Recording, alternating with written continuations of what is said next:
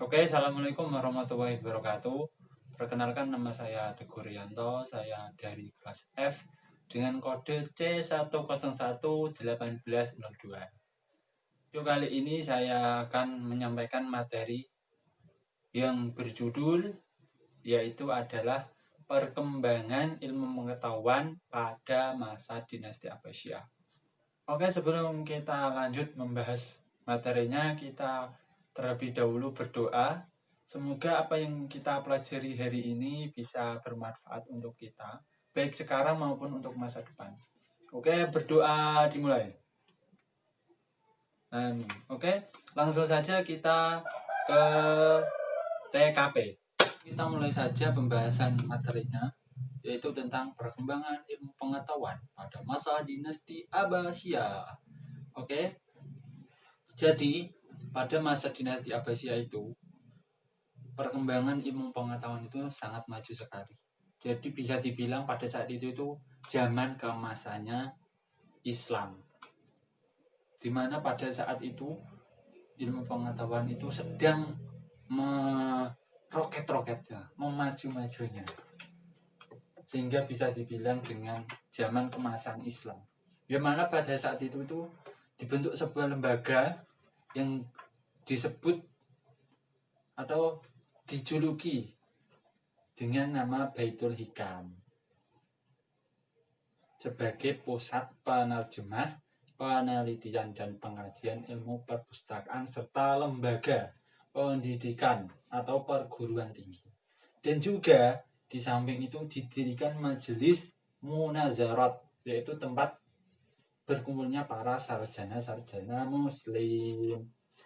Ya, langsung saja kita ke pokok pembahasannya, yaitu apa saja atau bidang-bidang apa saja yang mana ilmu pengetahuan itu berkembang dengan pesat.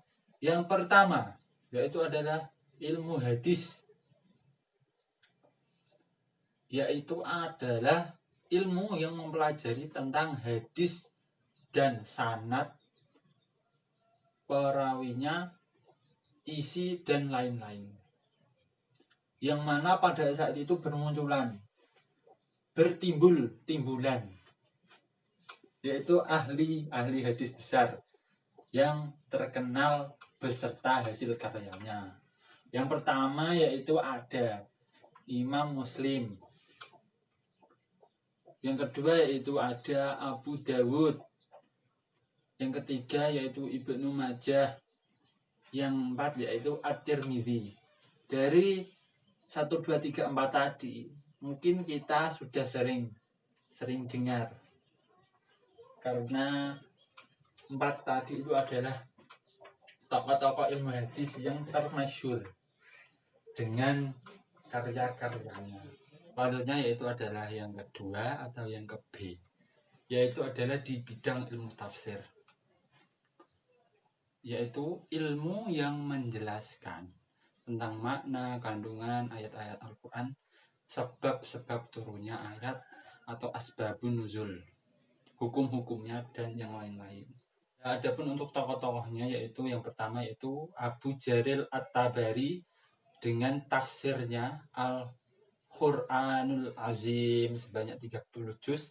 Yang kedua yaitu adalah Abu Muslim Muhammad bin Bahar Isfahani atau Mu'tazilah, tafsirnya yang berjumlah 14 jilid. Oke, kita lanjut yang ketiga atau yang ketiga yaitu di bidang ilmu fikih. Jadi ilmu fikih yaitu ilmu yang mempelajari tentang hukum-hukum Islam, segala sesuatu yang dihalalkan, diwajibkan, dimakruhkan, dibolehkan, serta diharamkan. Oke, itu yang selanjutnya yaitu adalah yang keempat atau yang D, yaitu di bidang filsafat Islam. Adalah pengetahuan dan penyelidikan tentang akal budi mengenai hakikat segala sesuatu yang ada, sebab asal hukumnya atau ketentuan-ketentuan berdasarkan Al-Quran dan hadis. Filsafat kan dikatakan sebagai adalah ibu ilmu atau pokok ilmu, yang mana menjadi pokok-pokok timbulnya pokok ilmu yang menjadi timbulnya ilmu-ilmu yang lainnya.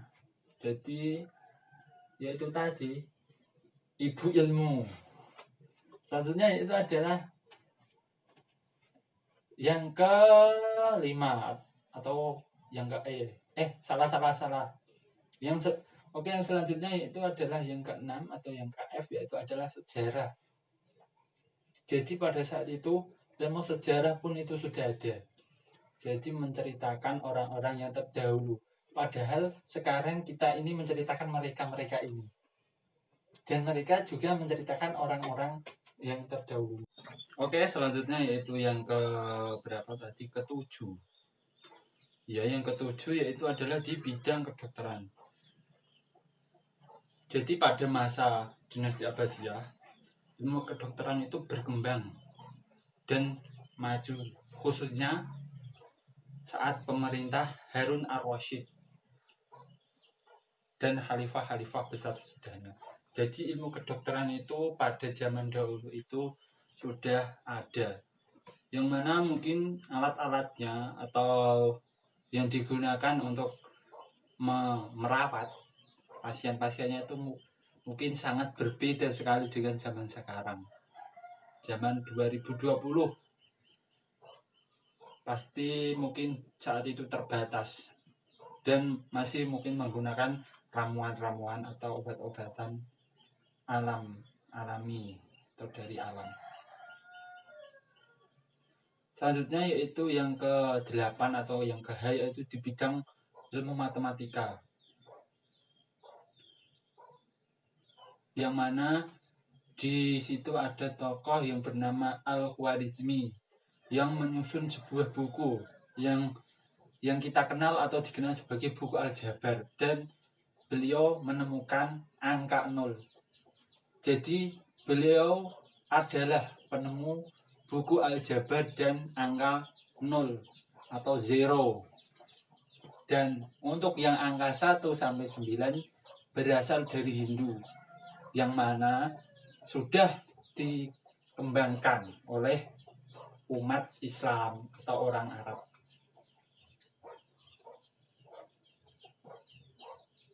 Yang selanjutnya yaitu ada tokoh lagi yang bernama Umar Khayyam dengan karya bukunya yang bernama Treatise on Algebra, dan buku ini telah diterjemahkan ke dalam bahasa Prancis. Mungkin bukunya berkaitan dengan matematika. Saya juga baru baca dan dengar kali ini. Karena tidak ada terjemahan bahasa Indonesia, jadi saya nggak minat untuk membaca. Selanjutnya itu adalah yang terakhir, yaitu adalah di bidang astronomi, yaitu adalah ilmu yang mempelajari perjalanan matahari, bumi, bulan, bintang-bintang, serta planet-planet yang lainnya.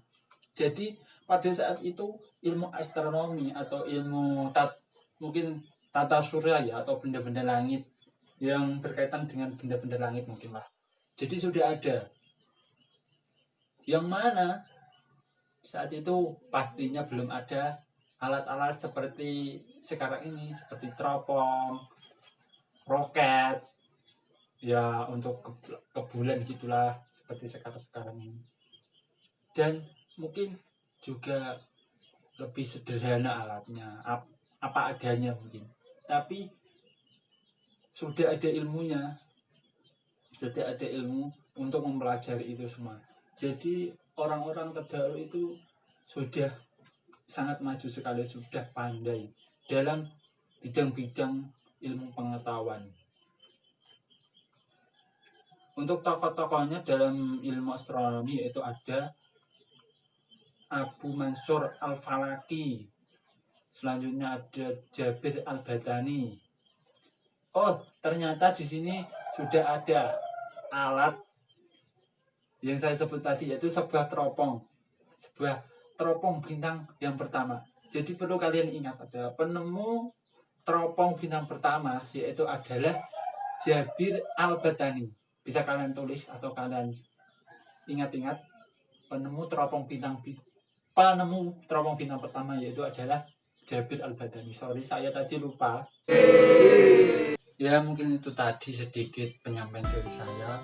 Apabila dari penyampaian saya dari segi materi kurang jelas atau yang lainnya, dari segi pembawaan saya, penyampaian saya misalkan tidak serius atau konyol atau gimana, dari segi bahasa saya misalkan ada yang menyakiti hati atau menyakiti yang lainnya, saya minta maaf. Saya hanya berusaha untuk berekspresi dengan apa adanya diri saya. Ya inilah saya. Kita ini kan katanya kan kampus merdeka ya. Jadi kita bebas berekspresi. Yang penting tidak merugikan orang. Saya berusaha berekspresi sebisa saya. Jadi mohon maaf jika ada yang salah dan ada yang kurang, dan juga misalkan ada yang menyakiti hati pemirsa, saya minta maaf.